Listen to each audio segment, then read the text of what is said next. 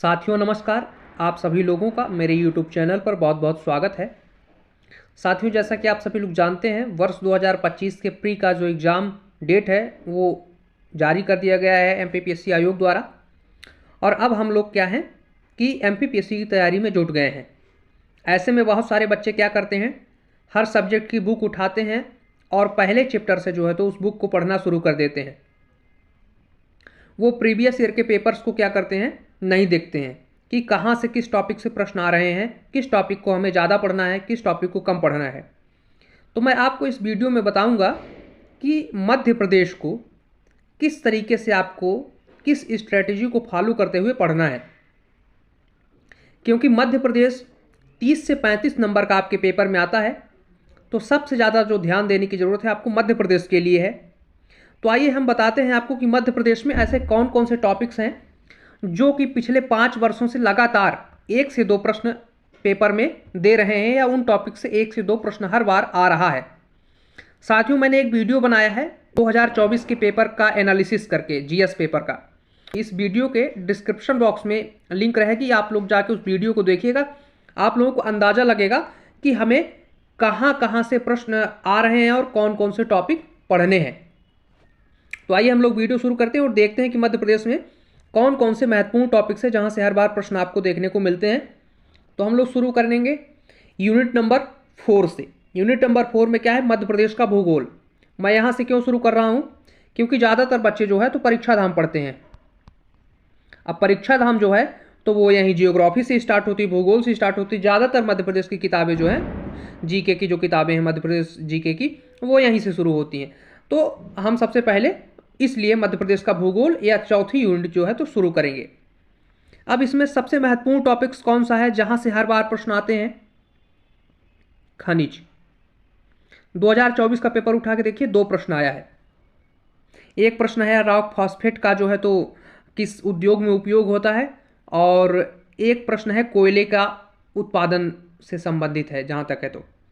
तो 2 प्रश्न जो है तो आपके खनिज से 2024 में आए हैं। 2023 में भी आपको खनिज से प्रश्न पूछे गए थे, 2022 में भी खनिज से प्रश्न पूछा गया था। तो यानी कि हर बार जो है खनिज से 1 से 2 प्रश्न आपको जो है तो मिल रहा है।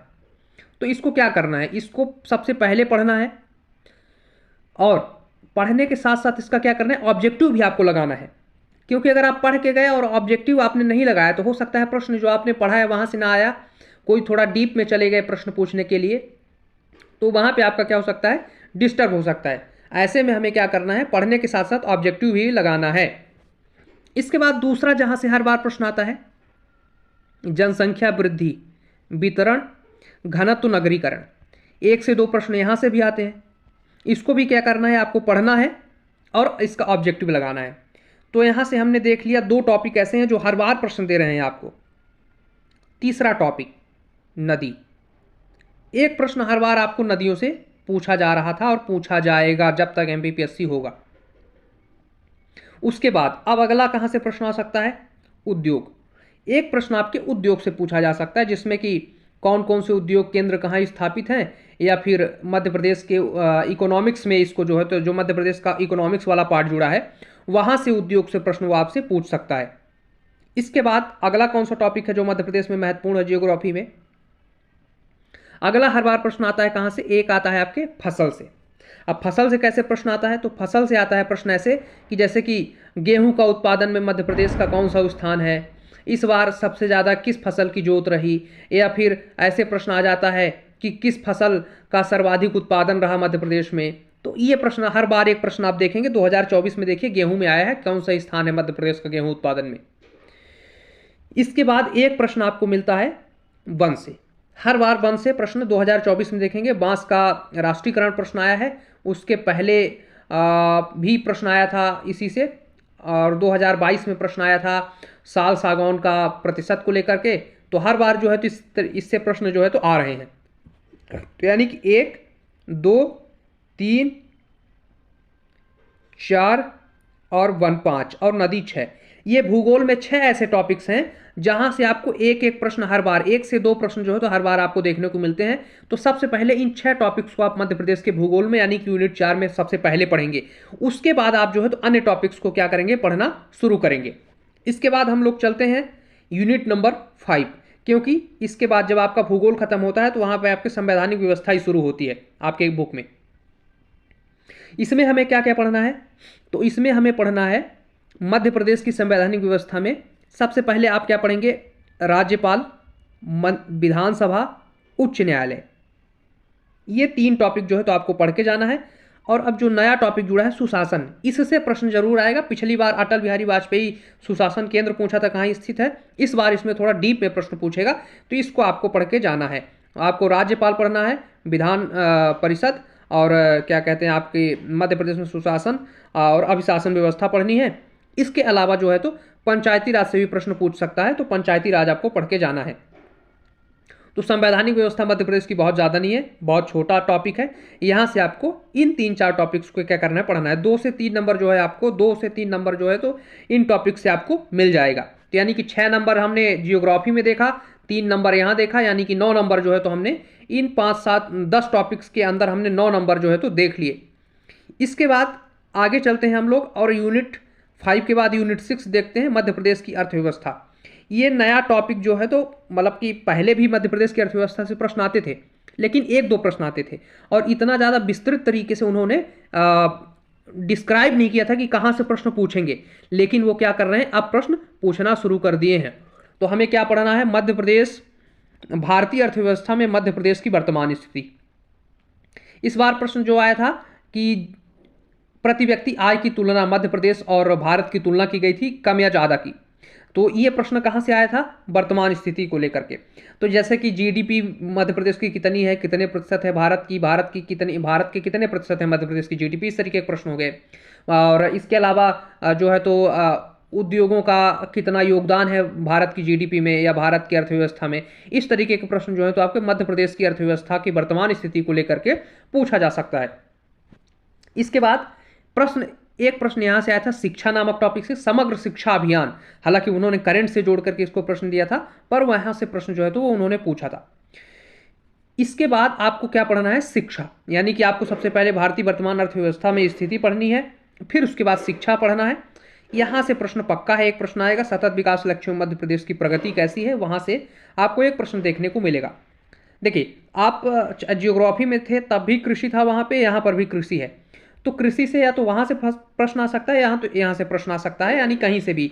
यहाँ पर भी उसी तरीके के प्रश्न आएंगे कि उत्पादन में कौन सा स्थान है, कौन सा नहीं स्थान है, किस फसल का सर्वाधिक उत्पादन है, किसका सर्वाधिक जोत है, इस तरीके के प्रश्न जो है तो यहाँ से कृषि से बन सकते हैं।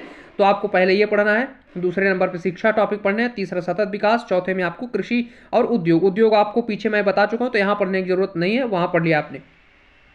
इसके बाद एक जिला एक उत्पाद से प्रश्न आपको मिल सकता है यहाँ पे, तो ये रहा आपका चौथा टॉपिक, एक जिला एक उत्पाद। इसके बाद और मध्य प्रदेश की कहाँ से प्रश्न आ सकते हैं, तो मध्य प्रदेश की बौद्धिक संपदा से एक प्रश्न जो है तो आपको मिल सकता है। तो इस तरीके से 4 से 5 टॉपिक जो है तो आपको क्या करना है, अर्थव्यवस्था में फोकस करना है। इसके बाद हम लोग आगे चलते हैं और अब मध्य प्रदेश की देखेंगे आपका जो है तो कला एवं संस्कृति, इतिहास, संस्कृति एवं साहित्य।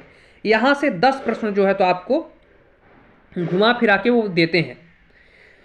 सबसे पहला तो मध्य प्रदेश की प्रमुख राजवंश जो है वहाँ से एक प्रश्न आएगा, चाहे बुंदेला हो, चाहे आपका होलकर हो, चाहे कोई भी राजवंश रहे हो। ये आपको डायनेस्टी यानी कि रियासत से भी प्रश्न हो सकता है, राजवंश से भी प्रश्न हो सकता है। तो एक प्रश्न जो है तो आपके यहाँ से फिक्स है, कहीं ना कोई प्रश्न आएगा। सबसे important, very very most important topic है ये, IMP है, इंपॉर्टेंट है टॉपिक। मध्य प्रदेश का स्वतंत्रता आंदोलन में योगदान, जो भारत में पूरा स्वतंत्रता आंदोलन हुआ उसमें मध्य प्रदेश का कैसा योगदान रहा, ये प्रश्न जो है तो आप यहाँ पे देख सकते हैं।